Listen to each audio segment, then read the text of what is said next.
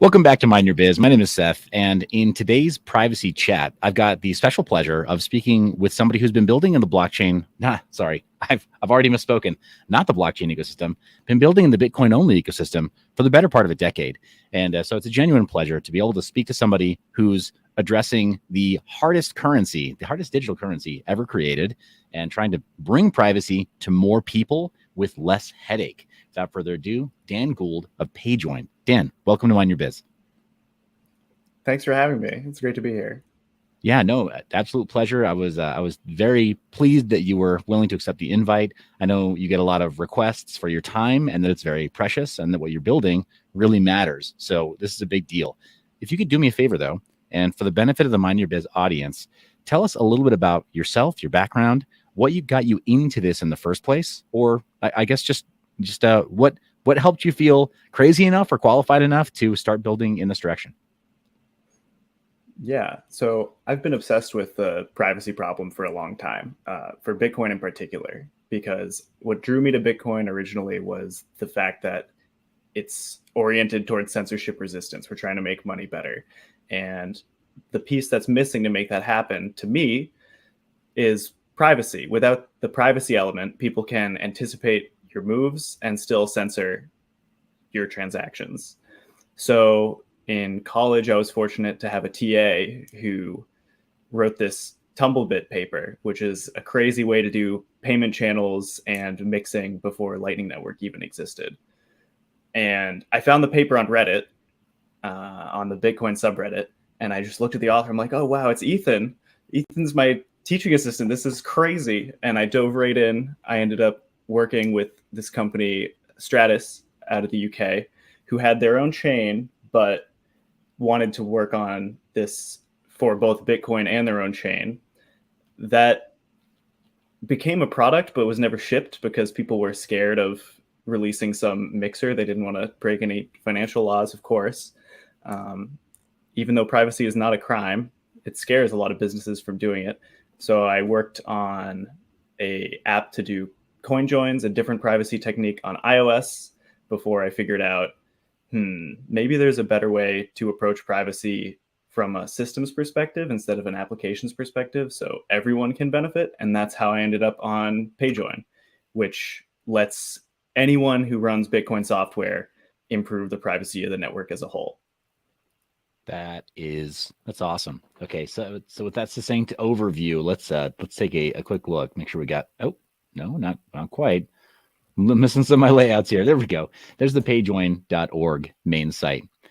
The primary problem with privacy, as you've mentioned it before, it sounds like most developers who are capable of adding privacy or assisting in adding privacy worry about the optics, right, from regulators of creating what would be framed as a mixer and being the counterparty that's responsible for mixing, which is a pretty cut and dried, right, money laundering operation if you do that the wrong way.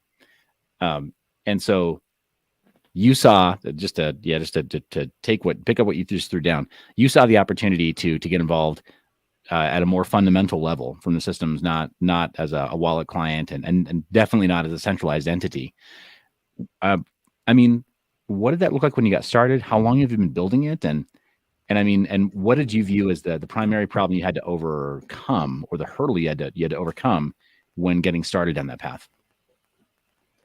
So getting started actually was all with a centralized entity. So the thing I mentioned before that I started with, the payment channels and Tumblebit, was a central coordinator, but one that's untrusted, which in the cryptography world means you don't need to trust it. A lot of the times people say trustless to mean the same thing. And that evolved, like I said, with the app and the CoinJoin coordinator for iOS. So I don't have a particular offense. I don't take offense to having a centralized entity do it, but I don't think that's the first step. I think because we have PayJoin, we can get people to integrate this wherever without needing to use a particular application. It's a very simple protocol compared to the ones that rely on a coordinator. Got it. Okay. So for the layperson, as far as the enhanced privacy that PayJoin offers with these payment channels, as opposed to it being a centralized coordinator or some sort of a coordinator that then creates a coin join. And I'm gonna bring up what might be considered a competing technology. I'm sure that they're complementary. I'm sure they could be used in the same stack, but Whirlpool seems to be one of the preferred coin join implementations from Bitcoiners. I mean, lay out for the layperson, like myself, like explain like I'm five. What are the primary differences between this payment channel method of PayJoin and a CoinJoin implementation like Whirlpool? I want to clarify. When I mentioned payment channels, I was talking about Tumblebit before. PayJoin's not exactly payment channels, but I will address the two questions. Like, what are the differences between something like PayJoin? What is the differences with something like Whirlpool, and how are they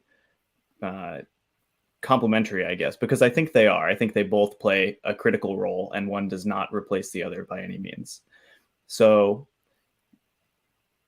the best place to start, I think, is the problem that they solve, which is the same one Satoshi left open in the white paper. He lays out the quote roughly that when you spend multiple inputs in a transaction, you necessarily assume they belong to the same person. So all of the accounting in Bitcoin is done, as I'm sure you know already, through transaction outputs. It's just the ledger only records transactions, and old transactions feed into new transactions. So PayJoin makes it so multiple people's old transactions can contribute to new transactions. So you can make a payment where if I pay you, we both contribute inputs to the transaction. So it's sort of a batch in that way. You pay yourself and I pay you at the same time. That helps because it breaks that assumption left open in the white paper that every transaction's inputs came from the same person. We break that. We say, no, we're two people doing that. And it makes it less reliable to use that guess, that heuristic assumption, that common inputs are owned by the same person, to track people. The Whirlpool or CoinJoin, Chaumian CoinJoin, uses a different technique that makes all of the outputs the same size, or that's the goal. And so with that, you get an anonymity set where the coins that come out are joined with, say, 5 other people in the case of Whirlpool, and your coin could have come from any of the previous history. So that creates more of a separation, because with PayJoin, if I send you a PayJoin, you still can see into my history, but a third-party observer cannot. With CoinJoin, even the coordinator, if done properly, cannot see the links between the inputs and the outputs in the transaction. So the CoinJoin creates more of a gap. It creates a stop to the history, and PayJoin complements that for what we call post-mix. Like after you go through a CoinJoin, you want to use PayJoin to continue to do your spending, and it makes it more difficult to discern the exact history. Got it. It sounds like also with PayJoin, there's less of a need, and pardon my ignorance if I'm not addressing this quite right. You mentioned while we were off camera that I interview a lot of different privacy developers, and there's so many different implementations that so many different approaches to privacy using blockchain, either with UTXOs or with account-based systems. That I think the way that the CoinJoin is working in Whirlpool, that does require a specific denomination of Bitcoin to go in. And it sounds like with PayJoin, that's not a requirement. You don't have to use a specific fraction of a Bitcoin or full amount of Bitcoin in order to commit to the PayJoin and have those inputs will work together, as opposed to, as you mentioned, the 5 potential inputs from a CoinJoin, done the Whirlpool method, where you need to have 5 that are of the same denomination, and your anonymity set is totally dependent on having the same denomination. Is that right? That's right. I think the key word you used was the anonymity set. So in Whirlpool or your Chaumian CoinJoin, the privacy you get is roughly is measured by the number of people that participated. We call that the anonymity set. That's the element of randomness that makes it difficult to surveil. With PayJoin, you're not depending on an anonymity set as much as you're depending on the payment amount, because if I contribute some Bitcoin and you contribute some Bitcoin to a transaction, and there's also a transfer there, the output amount, say I'm paying you, is going to be your input amount plus whatever I paid you, and my output amount is going to be change. So because the output amount isn't the amount I paid you, but it's the amount I paid you plus the input, I appreciate you staying with me here. No one knows how much was transferred, and that randomness is the uncertainty that someone following the chain can't follow. So they don't know if I paid you that amount and you contributed input, or both of the inputs came from me and I paid you. It makes it so that what I would call normal transactions, like any typical behavior, has this element of uncertainty in, okay, was this a transaction from the same, were the inputs from the same person? Were these from two different people? And on the website, payjoin.org, I lay out how it creates basically two more interpretations for almost every transaction on Bitcoin. So even for people that don't use PayJoin, as PayJoin's widely adopted, everyone benefits with privacy. Got it. Okay. And it sounds like, I mean, to explain poorly, it sounds like the overall anonymity set of Bitcoin, the Bitcoin network, improves the more a technology like PayJoin is implemented across more wallet implementations and just across more of the user base. Because there's that, you mentioned that uncertainty every single transaction, since it's been joined with other inputs, it sort of, grows the total anonymity set of the network. All of Bitcoin surveillance uses guesses to try to track people. So they take their best guess and they say, okay, I think this transaction with 95% certainty came from this person. And PayJoin reduces that certainty, so you get better privacy across the network, like you're saying. So especially as a trail of transactions gets longer and longer, the certainty that someone trying to creep on people is foiled.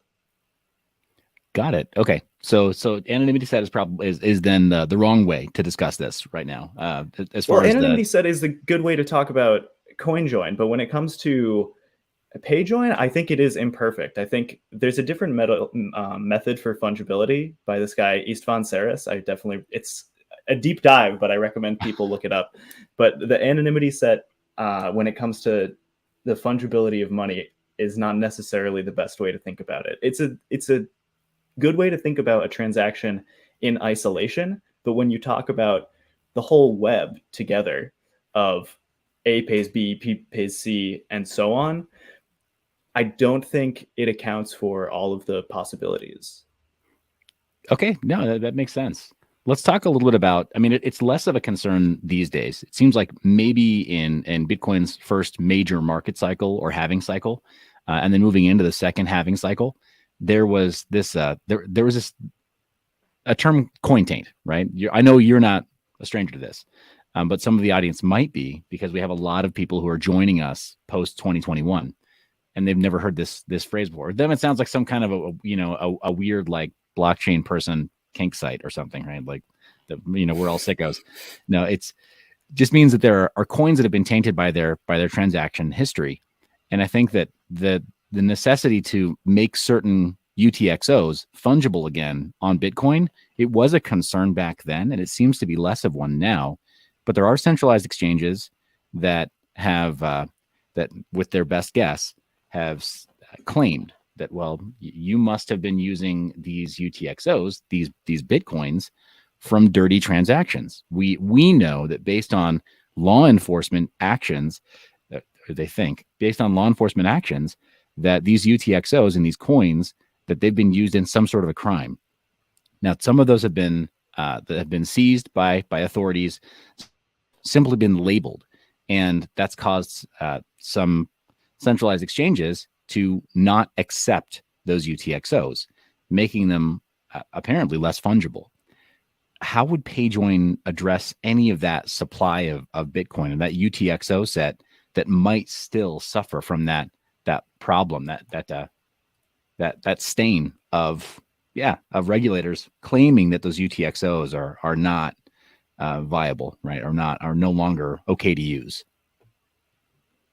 I think that guess in general will change because it is a guess. The idea of taint is that we think it came from somewhere, and even when a block gets mined, some of that taint goes into the fees that the miners get.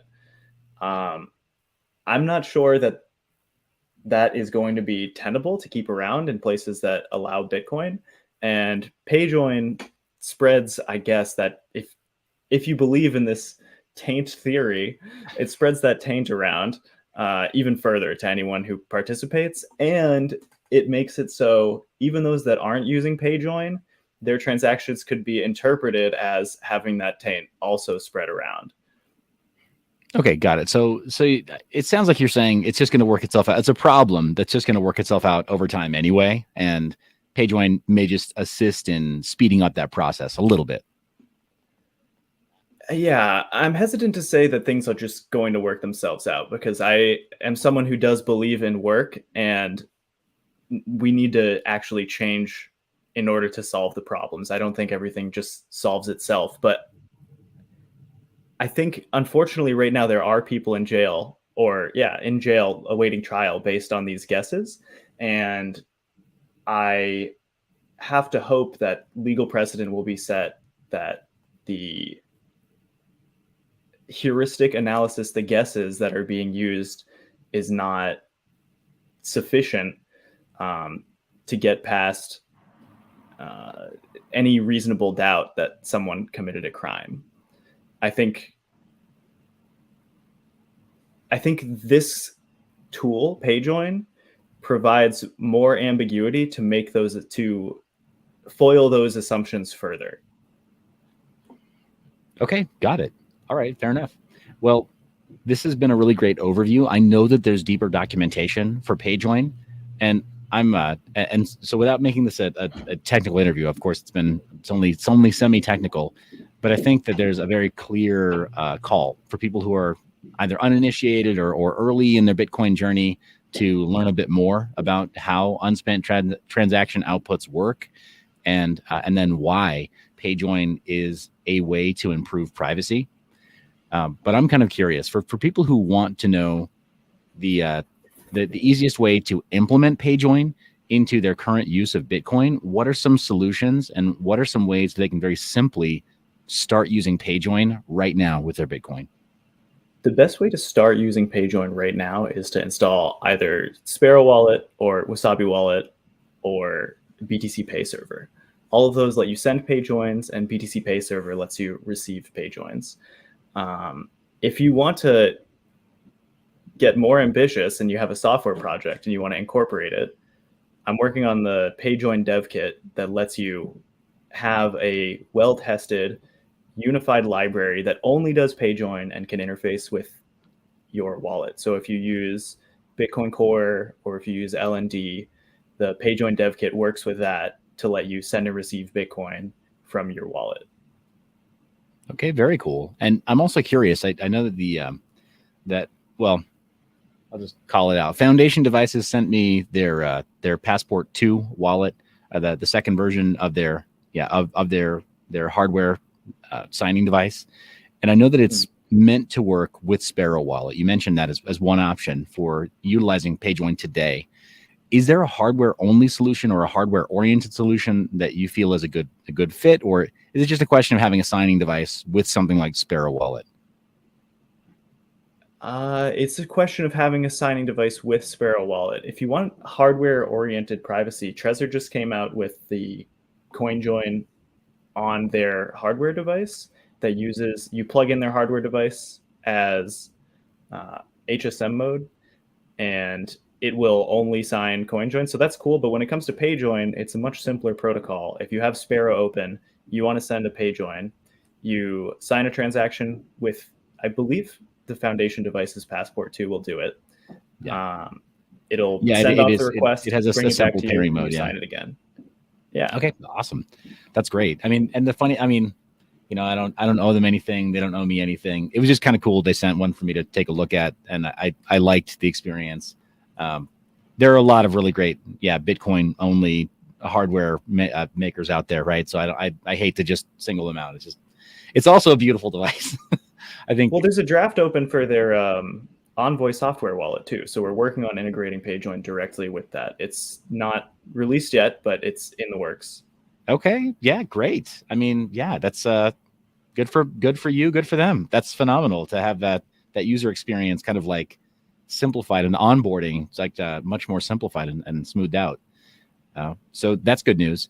I'm curious as far as mobile oriented wallet clients.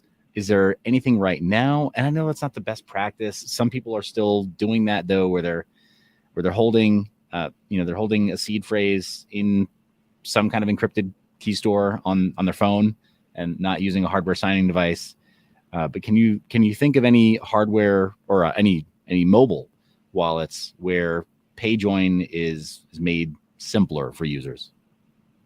Yeah, Blue Wallet does it out of the box. So I know they had a bug in their last release, but it should be fixed at this point. So you can use Blue Wallet just as you would send any other transaction. If you scan a QR that includes PayJoin, it will default to that if the wallet can do it, like Blue Wallet, and it will just ignore it if not, which is another great part of PayJoin. It just, on mobile especially, it just defaults. You don't have to think about adding an extra step.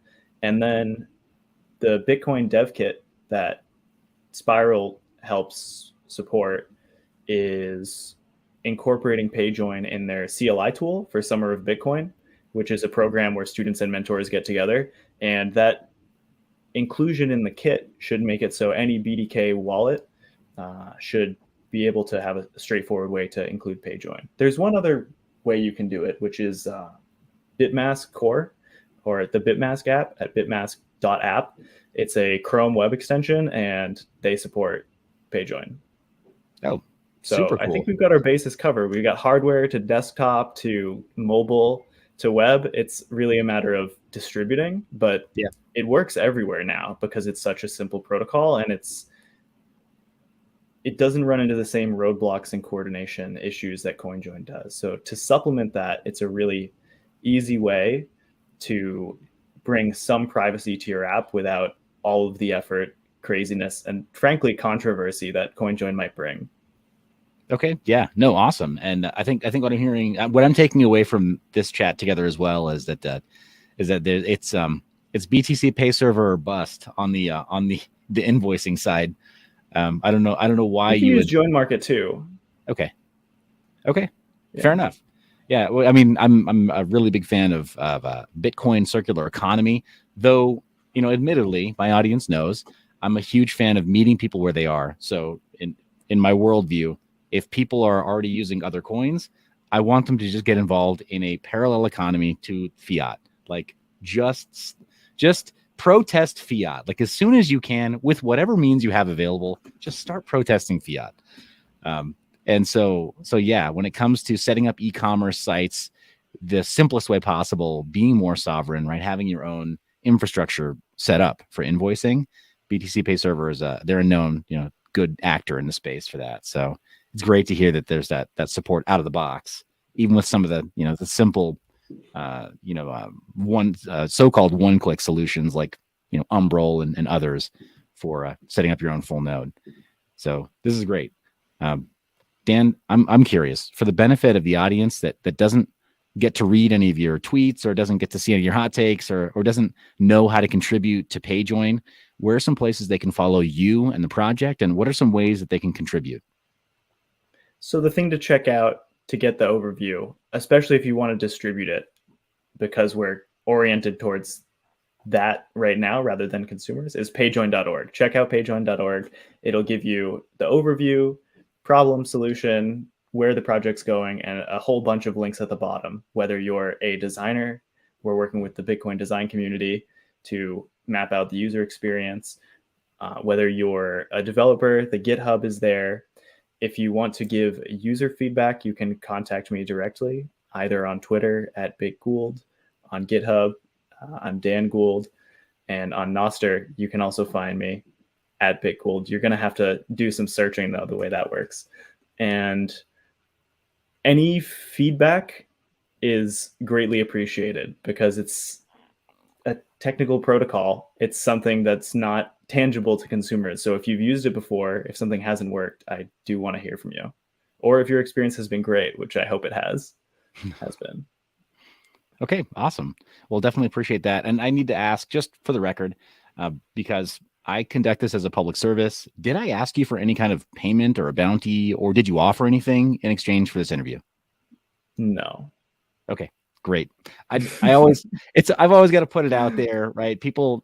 I mean, I get accused of a lot of shilling, and I interview a lot of different kinds of privacy teams, whether it's user data privacy, infrastructure, stuff that we consider critical infrastructure, like Tor and different VPNs and things, and it's making content can be hazardous sometimes. So I like just asking, face to face, like, was this paid? And getting that confirmation. Yeah, there's no PayJoin Foundation. There is a Geyser Grants. If you go to Geyser Grants, you can find PayJoin and send a few sats on the Lightning Network. But yeah, people accuse people of all sorts of crazy stuff. I appreciate you supporting this open source free software movement and work, but yeah, no payment was exchanged. Yeah, no, appreciate your hard work too. I know it's a labor of love. Privacy, it's going to be for some time. It's going to be those who take it seriously. It's going to be a labor of love for a little while longer. Hopefully, we can keep up the fight and we're not entirely shut down in the next few years.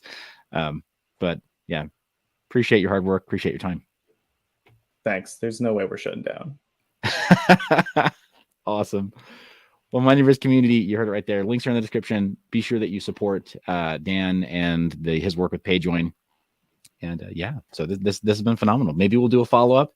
Moneyverse community, questions down below in the comment section. And then, yeah, maybe we'll do a follow-up if there's popular demand.